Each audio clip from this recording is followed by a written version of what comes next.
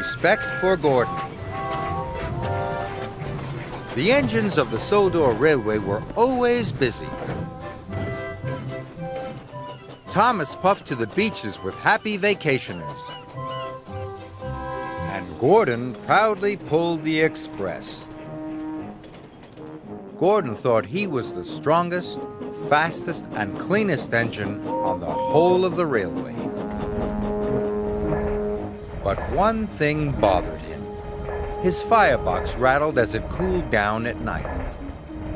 Gordon knew his rattle stopped the other engines from getting to sleep. That night, Gordon's firebox went click, clunk, click, clunk. Thomas and Percy started to chuckle. "Rattler Gordon's keeping us all awake," peeped Percy. "The only engines keeping other engines awake," huffed Gordon crossly, "are little engines with very bad manners." But secretly, he felt rather embarrassed. In the morning, Percy teased Gordon again. "Rattlebox is awake at last," he puffed out loud.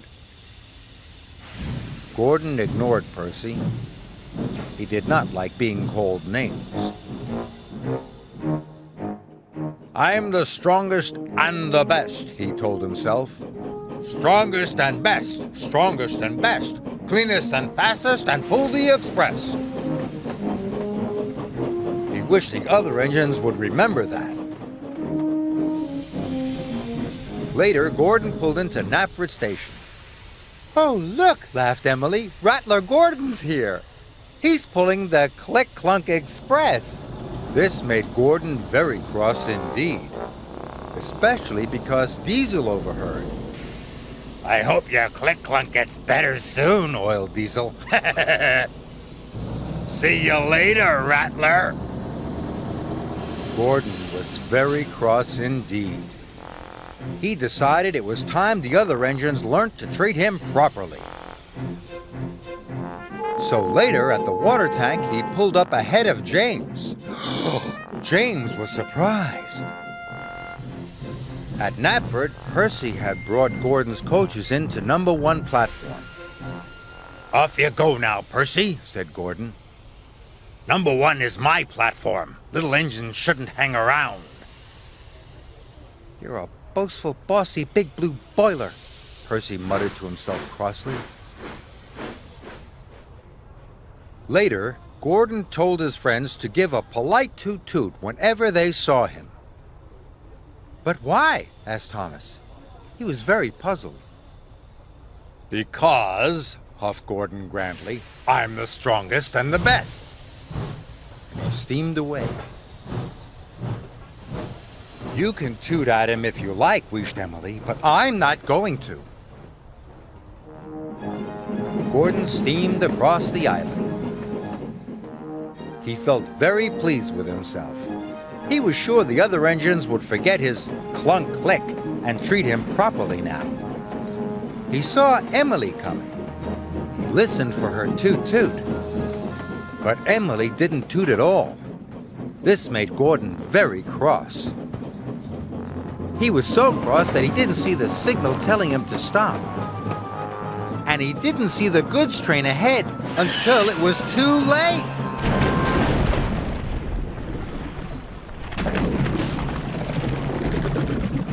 Luckily, no one was hurt. But Gordon came off the rails and he was covered in gooey red jelly. Oh! As Gordon waited to be put back on the rails, Percy arrived. "Hello, Gordon," peeped Percy. "I see you're not the cleanest engine anymore." Then James puffed up. "I don't think you'll be pulling the express for a while, Gordon," joked James. Finally, Thomas arrived. "Gordon's a mess, Gordon's a mess. He's the largest and jelliest," puffed Thomas cheekily. At last, Gordon was back on the rails. He felt very foolish indeed. Edward pushed him to the fitter's yard. Gordon had to stay at the fitter's yard for a long time. It was hard to get the jelly out of his engine. Emily and Henry took in turns to pull the express for him.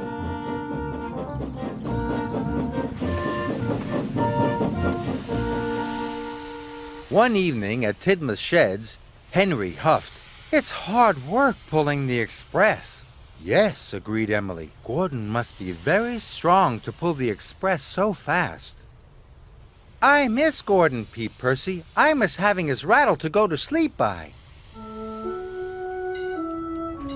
Gordon knew the other engines were pulling the express for him. "Thank goodness for Emily and Henry," he thought. "I'm sure they're doing a very good job."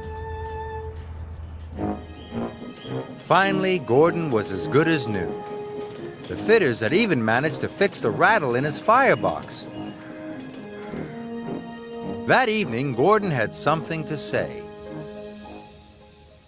"Is it about being fastest and the best?" teased James. "Not at all," puffed Gordon. "I know my rattle kept you awake at night, and I'm sorry. And I was also silly about the toot-toots. I realize now that engines toot-toot other engines because they work hard and deserve it, not because they ask for it." "But we think you do deserve it, Gordon," said Thomas, "because you work hard and you are a really useful engine." All the other engines agreed. Now all the engines greet each other with a cheerful toot-toot. For all the hard work they do on Sir Topham Hatt's railway.